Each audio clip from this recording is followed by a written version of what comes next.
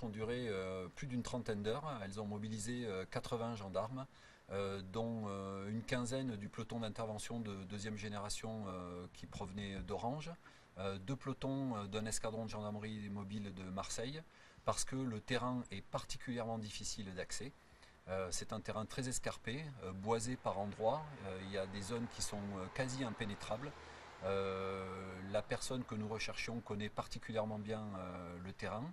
En plus de ça, la géolocalisation par portable étant très imprécise, nous avions une zone de plusieurs kilomètres carrés dans laquelle nous savions que l'individu se trouvait, mais pour autant le localiser précisément, c'est extrêmement difficile dans ces conditions.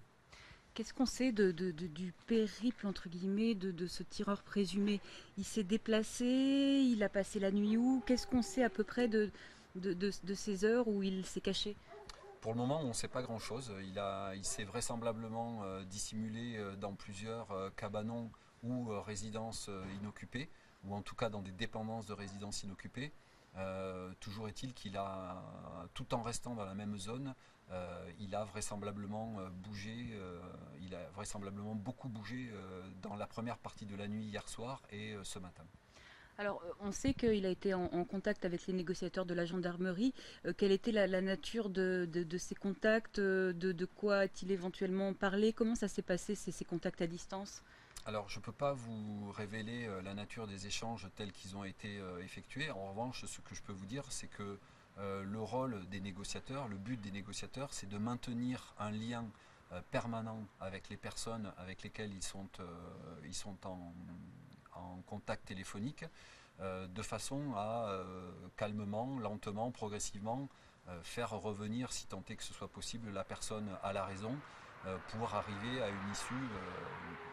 Le but étant d'avoir une issue moins dramatique que celle qui a eu lieu aujourd'hui. Alors justement, l'épilogue, il est malheureux. Comment on a retrouvé cet homme? Quelles ont été les circonstances de la découverte de son corps?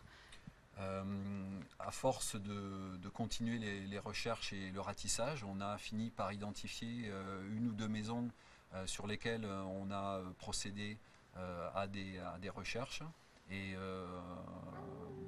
lentement, prudemment, on s'est approché de cette maison. On a aperçu euh, un corps qui était visible de l'extérieur de ce cabanon. Et c'est là qu'on a découvert que l'individu s'était donné la mort. Je reviens sur les recherches, elles ont été importantes parce que c'était un homme armé. Oui, le dispositif qui a été déployé était important parce que c'est un homme armé que nous recherchions, qui avait déjà fait usage de son arme et dès lors nous le considérions comme potentiellement dangereux.